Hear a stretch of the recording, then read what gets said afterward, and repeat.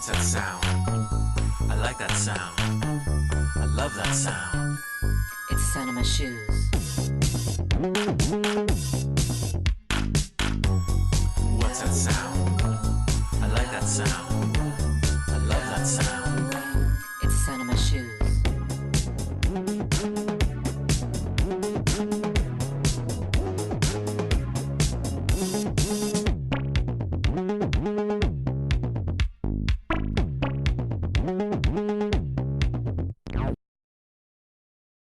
Hello， 大家好，我是茉莉，欢迎来到我的频道。今天的视频是想和你们分享我最近为夏天的到来而购入的一大波新鞋。像我春夏买鞋和秋冬买鞋呢，其实会有一些不一样。我春夏呢会集中在300到1500，我所认为的中低等价位。那秋冬则会集中在对我来说1000到3000这个中高等价位，因为秋冬皮质的鞋子多嘛，对鞋子质感的要求也就更高。而且也不是说只是穿一季，会更多的追求一些比较经典的单品。那像我穿的最久的鞋子呢，就是有穿到现在已经有6年了吧，还是很喜欢，非常的耐穿。相比之下呢，春夏我就会更注重设计感啦，是不是对我的胃口啦，还有说今年流行什么款式是我可以尝试的了，就是会更勇敢的去尝试更多的不同。而且对于鞋子好穿不好穿这个点，我个人的经验来说，就是跟鞋子的价格并没有直接的关系。所以我春夏买鞋呢，可以说完全就是看外观，只要它好看，然后它的质感对得起它的价格，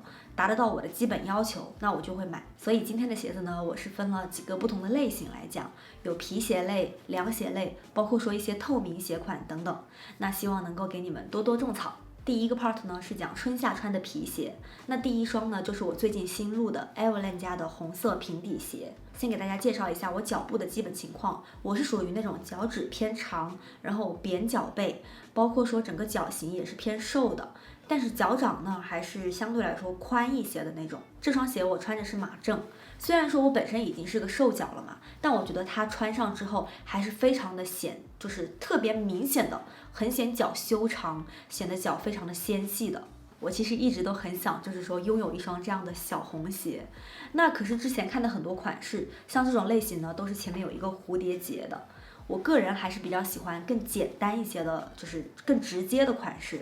所以这一双的话是完全就是击中我嘛。那它整个方跟的设计，包括说这种简单的平底，都是很有文艺感、很显气质的。它的皮质呢是偏软的，包括说脚跟这儿也做了那种不是光面的，就是那种有点摩擦力的设计。这样子的话，你穿上去之后呢，脚跟也不容易掉。我认为 Everlane 家的鞋子呢，就是外观做的可以说就是很符合它品牌的特点，非常完美了，就都很简洁明了。但有一小部分鞋子呢，真的是为了它的利落的线条吧，所以皮质选择特别的硬。我之前也讲过，就是我买到过他们家一双，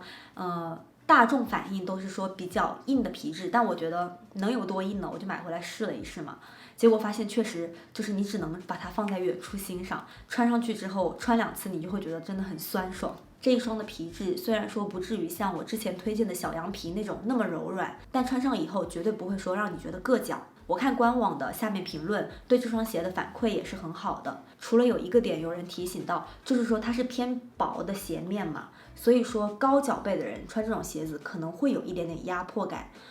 如果你要购入的话，得考虑清楚。第二双呢也是 Everlane 家的，我是觉得有一天我肯定会把他们家我所适合的单品，然后全都购入齐，再统一做一次就是专题分析吧。这双鞋的风格呢会更偏性冷淡一些，再加上说我挑的颜色也是那种偏灰色的，就是有混凝土的感觉，就更加强了它的高冷感。不过我穿它呢，目前有一个问题还没有解决，就是我买它是按正常的尺码来买的，然后穿上之后的感觉也是很舒服的，正好。但不知道是不是因为我脚比较瘦的原因，走着走着这个脚后跟就容易松开，因为它的鞋后跟是有一点松紧的设计，所以我是准备先试一个用半马垫放在前面，把我就是脚面撑大一点，看看会不会还会有掉的现象，或者说如果实在不行呢，就再去换一个，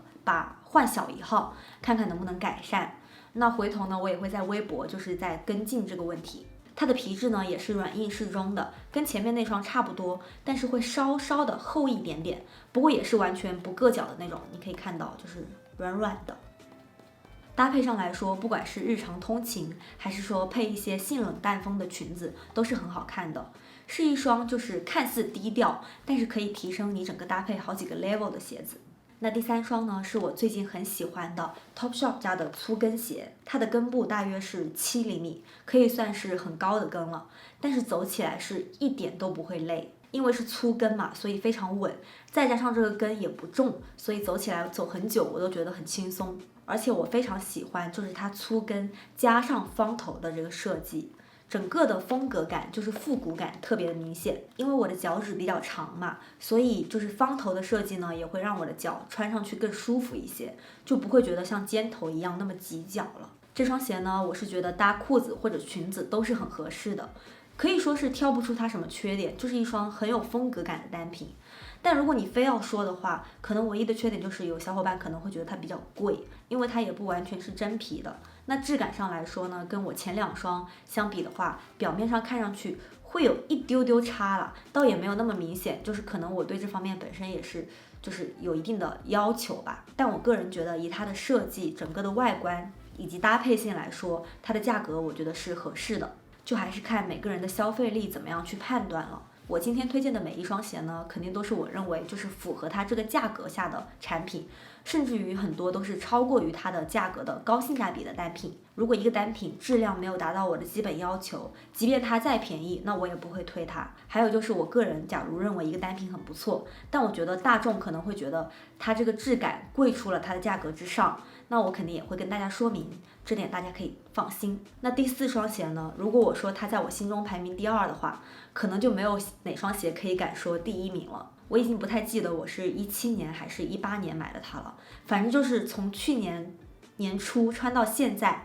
依旧是我搭配次数最多的一双鞋。这个白棕色的拼色呢，就是非常的气质。所以当大家问到我怎么样去提升气质，我想说的也是，就是气质这个东西呢，有一部分是靠自身的修炼，但还有很大一部分其实也是造型给的。每一个单品都要经得起推敲，这样在整体上才能够烘托出你想要的那种气质感。这种侧面镂空的细带鞋可以让你的整个脚看上去更轻盈，它的根部你仔细看是一个棱柱体，上面是有一棱一棱的细杠。那其实你问我说，就是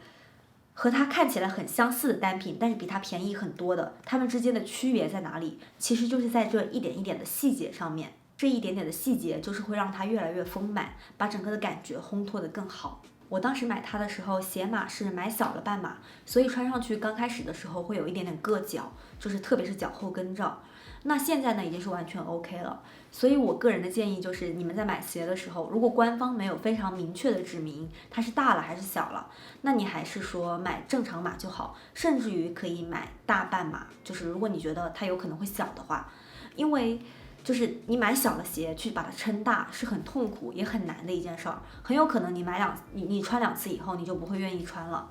但是如果是买大了一点的话，像这种鞋只要是鞋面处是包裹着的，或者说那种全包式的鞋，买大了一些都可以垫半码垫或者是鞋垫都没有问题。但凉鞋当然例外，凉鞋是没有办法垫鞋垫的嘛，也没有办法说改变它的大小。它的脚掌部分大家也可以看到，这里是做了一个就是不是完全的尖头，是削掉了一部分的，这样的感觉就是非常的有几何感，然后呢这个气质感也会衬托得很好。它虽然是尖头鞋，但我穿着呢觉得还 OK， 因为它这个前脚掌部分我觉得还是比较大的，包括说它的延伸度也很长，所以也不会说特别挤脚。其实根据脚型来说呢，每个人适应的鞋子都不尽相同，我还是在针对于我个人的一个就是穿着经历来讲，那大家还是要在我的描述当中吸取到自己就是认为合适自己的那个部分。它的皮质呢是非常的薄的，然后摸起来的话是因为薄所以才比较软，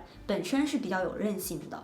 那这双鞋它的就是穿久了之后肯定是会有褶痕的，不过我觉得真皮的褶痕在我这儿就是有一种时间留下的痕迹的感觉，是很 OK 的。但对于一些 PU 皮或者说一些本身质感一般的鞋子，你就要做好一个有褶痕之后可能就是不是特别显好的一个准备了，看每个人怎么衡量吧。第5双我觉得是一定要录的，就是 Mango 家的超高性价比小方跟。我手里这双其实已经是我买的第2双了，因为第1双在我之前拍摄的时候踩到了一些脏东西，然后就光荣殉职了。我先说一下它的缺点吧。首先它不是真皮的，那在我第一次把第一双鞋穿出去的时候，就磨到了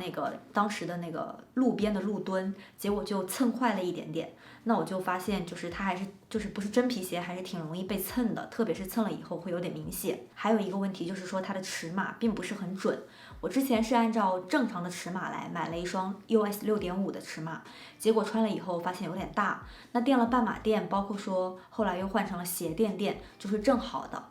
但后来买第二双嘛，所以就买了一双小1号的6码的鞋，结果发现脚又很挤，所以我现在就把这一双给退了，又买了一双之前的6.5码的鞋，然后现在在来的路上。像这种全包式的鞋子，还是跟我之前讲的一样，宁可买大一点，就是说如果你拿不准的话，还是按照你正常尺码买，或者说你不要说刻意去买小它，宁大勿小，因为小的话实在是真的很难穿进去，穿着也很难受。买大了的话，用半码垫或者说用鞋垫都是可以解决的。这双鞋我先说一下它的缺点吧，首先就是它不是真皮的，那它的特别是细节部分，就是这个鞋垫数，我觉得质感很一般，但是它整个的鞋面是 OK 的。而且说实话，你以这个价格要去买一双完全真皮的皮鞋，说实话也是挺为难人的。那为什么它鞋码不准，包括说它的皮质细节也不是说特别精致，这些方面的问题，我还是觉得值得购买呢？因为它这双鞋真的是非常非常的好搭配，它就是可以和繁复的单品或者说简单的单品在一起搭配，都很合适。就我之前搭配的时候遇到一些瓶颈，然后就是找不到鞋子来搭的时候，用上它总是就很 OK。接下来最后一双呢，是我买了很久的白皮鞋了。这双鞋其实我是买小了码数的，就是买小了半码，所以说我经常穿它的时候都会很痛苦。但即便这样，我还是偶尔会忍不住想穿它。就是在这呢，我也就提醒到大家，就是你在买不同品牌鞋子的时候，一定要看准它品牌下面给的码数的一个尺码的对照。我开始就是没有注意到这一点，直接按之前的就是我正常的码数来买了它的数值，但我发现它的品牌下面的尺码对照表是比我之前看到的要小半码的，就是每一个鞋子都小半码，所以导致于我这个鞋子也买小了半码。所以大家一定要非常仔细的，就是去对照你每一个买衣服买鞋子的时候都要对照好它的尺码表。它的皮质其实是偏硬的，那像我买小了之后，每次穿进去都会很痛苦。但如果是正常码数，就是买对的话，应该问题不大。它整个的五金给你的感觉，光泽度啊，各方面都很漂亮，包括说它的鞋跟处也不显笨重，是这种扁扁的设计。特别是如果你脚踝本身比较细，那穿这种鞋子呢，就可以完美的展现出你的优势，因为它正好就是露出来的部分就是这个脚踝纤细的部分。如果你符合我上述描述的一些特点的话，那这双鞋还是很值得购买的。第二部分呢，是更多人夏天爱穿的绑带鞋啊、凉拖什么的。那首先第一双呢，也是 Everlane 家的，这双鞋穿上呢爆炸舒服，就不只是因为它是平底的，而且它这个鞋面这儿真的特别的柔软舒服。就是它的材质我不太确定是什么，因为官网也没有写明，只写了是100%皮质，那我猜应该是小羊皮吧。但是比之前我推荐的他们家的那个小羊皮的奶奶鞋还要更柔软，它不仅是穿着舒服，而且整体的质感看上去非常好，这个皮质的纹理感觉就是很高级。我买的颜色呢也比较符合我个人喜欢的感觉嘛，就是一个比较有气质的橡皮粉。我觉得裤装是更能表现它的就是一个轻松休闲感。如果说你比较高挑的话，搭配裙装也是 OK。但我个人来说，搭配裙装呢，会觉得比较容易暴露身材短板吧，像穿这种完全不修饰腿部的平底鞋的话，所以我个人还是比较喜欢搭配裤装，来把它的就是休闲感以及随性的一些低调的高级感来表现出来。第二双呢，是一双鸡皮材质的绑带鞋。很久没有念鸡皮这个词了，之前一直都是念鹿皮，直到有一天在弹幕里就是小伙伴告诉我说这个字念鸡是鸡皮，我才知道就是原来是这么念的。那非常感谢就是大家指正我的一些错误，我觉得就是一个互相学习进步的过程嘛，是非常好的。这双鞋穿着也很舒服，鸡皮是很柔软的，我觉得也不会闷热，是薄薄的那种，就是反正穿着就是很柔软舒适。这个鞋款最早的来源应该是那个 The Road 那双就是猫跟的小蝴蝶结鞋，但那双鞋价格实在是太高了，虽然说我非常非常喜欢，但确实下不了这个狠心去买它。那我就一直都有在找替代品嘛，只是之前找的替代品呢，发现要不就是这个蝴蝶结处做的太夸张，要不就是整个鞋子都显得特别的笨重。那这双鞋呢，因为是鸡皮材质的吧，所以它布料很薄，整个鞋子就看上去非常的轻巧，非常的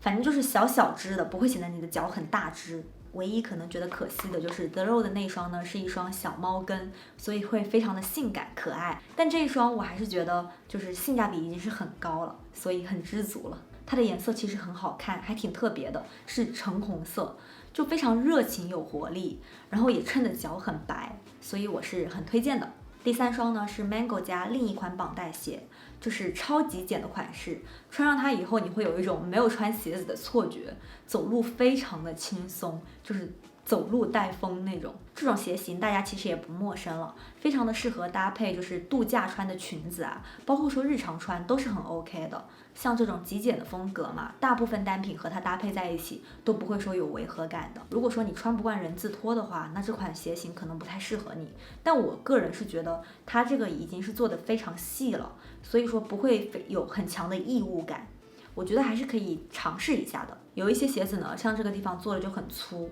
那穿不惯人字拖的人，包括说我经常穿人字拖的人，都会觉得不太舒服。但这一双的话，我是觉得完全没有这个压力。它的鞋底部分是有一圈这种白线的明线，让它的细节也就更丰富了，不会说整体看上去像白开水一样太没有意思。像这种绑带鞋，我穿了几双之后发现，就是个人经验来说，它这个后边一定得兜住。像我现在展示的这双罗马鞋呢，是我要退掉的，它的脚后边就没有这根线在兜住，所以导致于我可能走路快一点，或者说稍微滑一下，你就可以很明显的感觉到整只脚好像都要从鞋后跟处就是滑出去了一样。那像这种情况呢，就是很明显的是看着好看，但实穿性是完全不够的，所以脚后跟这个问题一定得注意。除了一些非常简单款式的绑带鞋之外，像这种色彩性很丰富的绑带鞋也是夏天必不可缺的。我发现我今年真的是完全都没有买那种高跟的细跟鞋，全都是这种小猫跟或者说是方跟，还有即便是高跟鞋也都是比较粗的跟。我也越来越明显的感觉到自己在追求一份就是更舒适自在的方法去展现美，而不是说非得靠一个非常明显直接的女性感单品来展现自己。那说完明亮清新的颜色，万年不变的基本款黑色也不是完全没有用武之地。你把它放在鞋柜里，有一天不经意的时候，你总会需要它。那这双黑色系带鞋呢，就没有什么好说的嘛，就挺稳的，无功无过吧。方头包括说猫跟都是我今年的就是所有鞋子的主旋律了。其实系带鞋很多，那价格的区别呢，可能体现在它的皮质上啊，或者整体质感的呈现上。但你要说设计上有差很大吗？倒真的是不至于，所以还是看眼缘以及每个人的购买能力，